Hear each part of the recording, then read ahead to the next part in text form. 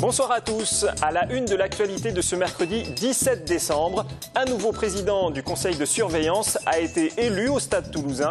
Apaisement ou suite du feuilleton administratif au sein du club à suivre. La ministre de l'Éducation nationale a dévoilé la carte des réseaux prioritaires aujourd'hui.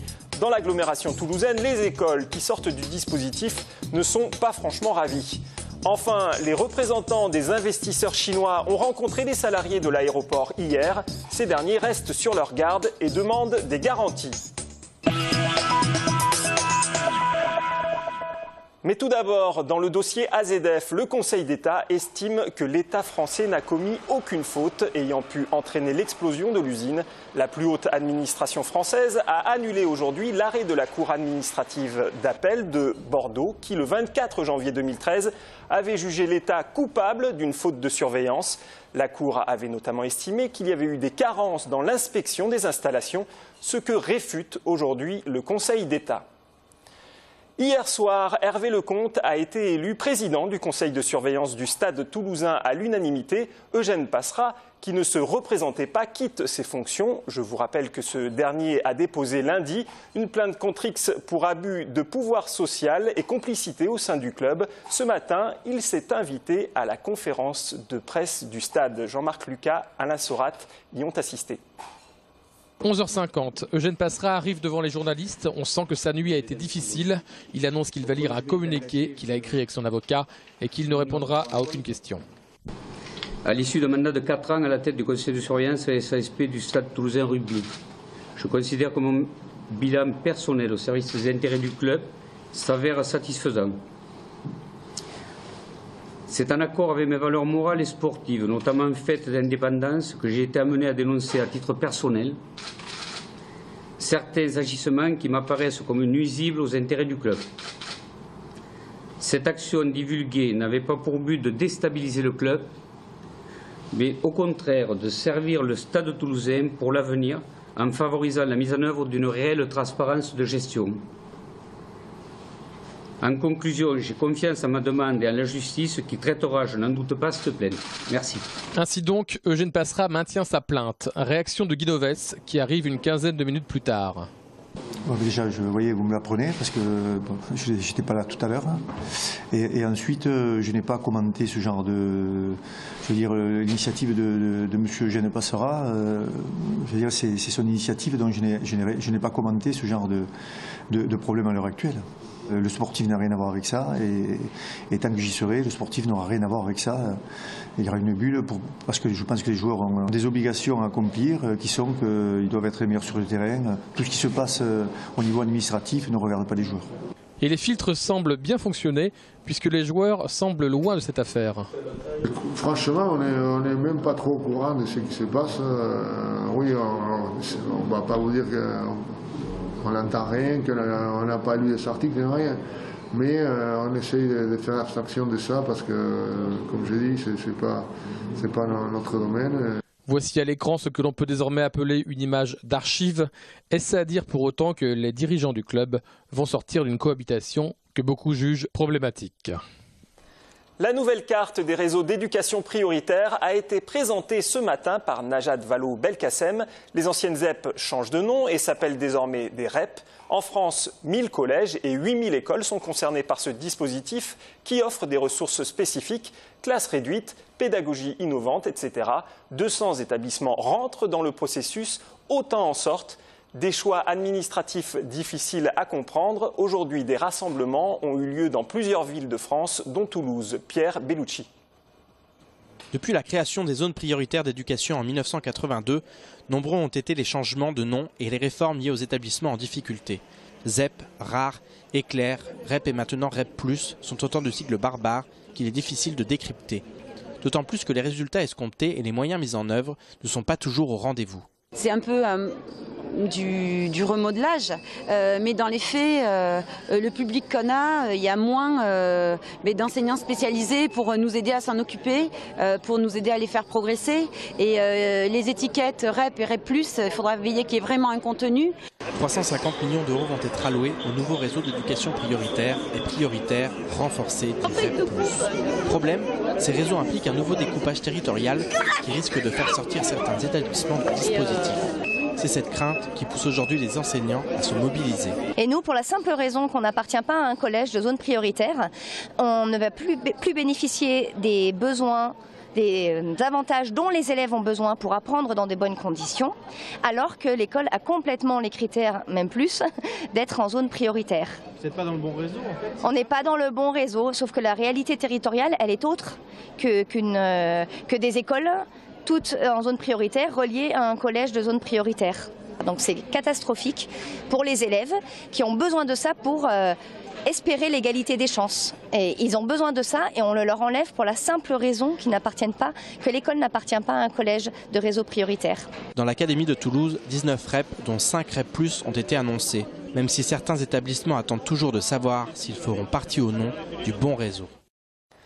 Marie-Lise Lebranchu, la ministre de la décentralisation et de la fonction publique, vient de confier à Pierre Cohen une mission sur la coordination des compétences des régions et des métropoles. Objectif, renforcer les synergies entre les deux échelons afin de leur permettre de jouer un rôle complémentaire dans le développement territorial. Hier, les représentants du consortium chinois ont rencontré pour la première fois les membres du CE de l'aéroport afin de leur présenter leur projet.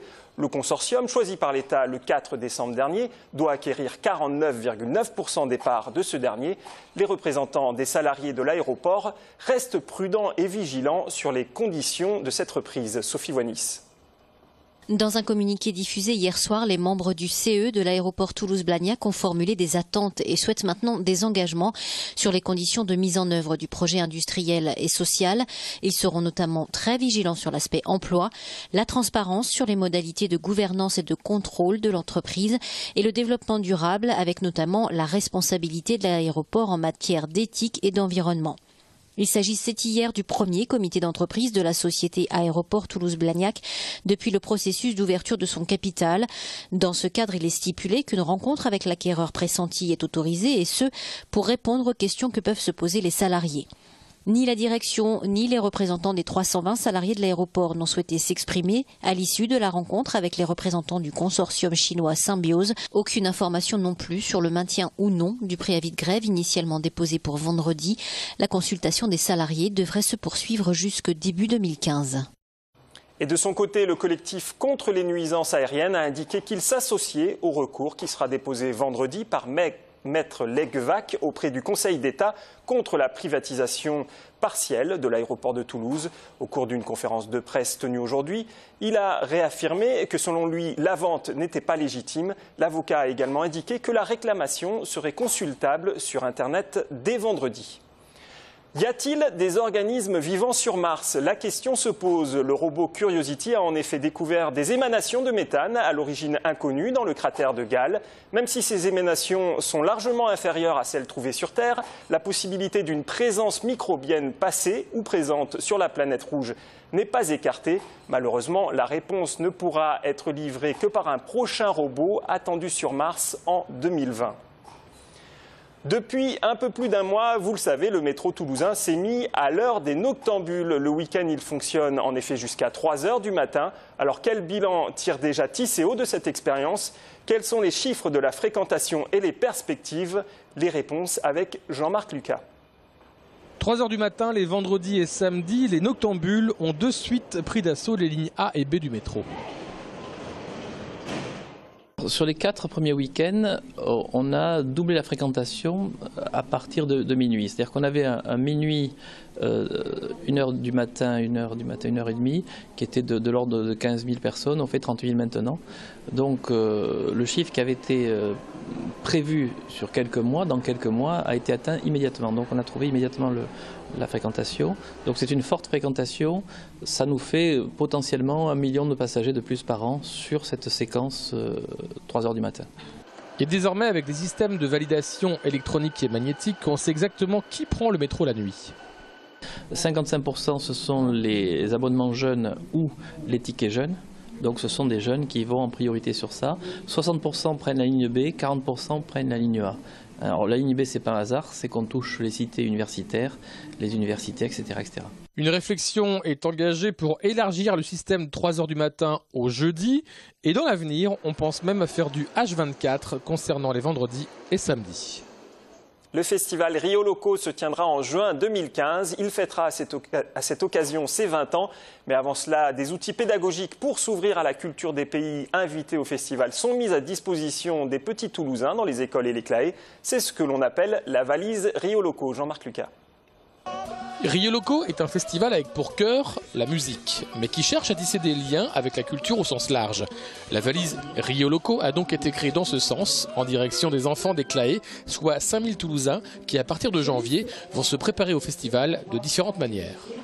Ce sont des étapes qui ont lieu chaque mois, en janvier sur la musique, en février plutôt sur les arts visuels, en mars sur le cirque, les circassiens, les spectacles vivants, et en mai sur la musique à nouveau, au métronome, ça se terminera au métronome. Et donc ça donne un signal fort sur les thématiques que seront leurs Rio Locaux sur la prairie des filtres. Voilà, c'est les cultures du monde, les musiques du monde, mais aussi les cultures du monde, soit pour le goût également, parce que la venue du chef Aziz Mokhtari, qui gère ici à Toulouse les Petits Fayots, je trouve c'est une idée absolument géniale. Et il va participer à l'éducation du goût en réalisant 30 000 repas avec la cuisine centrale. Donc voilà. Pour les 20 ans du festival, qui se tiendra du 17 au 21 juin 2015, la programmation est encore secrète. On a seulement une idée de 4 thématiques. Il y aura un artiste par zone géographique. Il y aura 4 artistes sur l'Afrique, donc qui réunira aussi bien le Maroc, l'Algérie, la Tunisie, que l'Afrique du Sud, que l'Afrique centrale, voire le Sénégal, qui étaient les pays invités.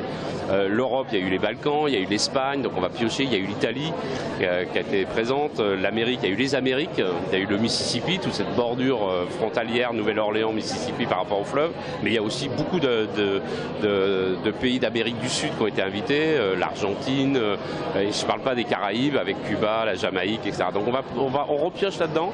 La seule particularité, c'est l'Occitanie, c'est-à-dire qui n'a jamais été invitée officiellement, qui a toujours été présente par épisode. Et donc on va essayer de faire vraiment un gros événement autour de l'Occitanie et de notre vision moderne de l'Occitanie. Pour ces 20 ans, Rio Loco reste fidèle à la prairie des filtres avec ses 21 000 spectateurs par soirée. Demain et après-demain, on chantera du Brassens au bijou. Mèche Trio sillonne la France depuis plus de 30 ans avec le répertoire du maître. On écoute l'Auvergnat. Excellente soirée à tous. M'a donné 4 bouts de bois quand dans ma vie il faisait froid. Toi qui m'as donné du feu quand les croquantes et les croquants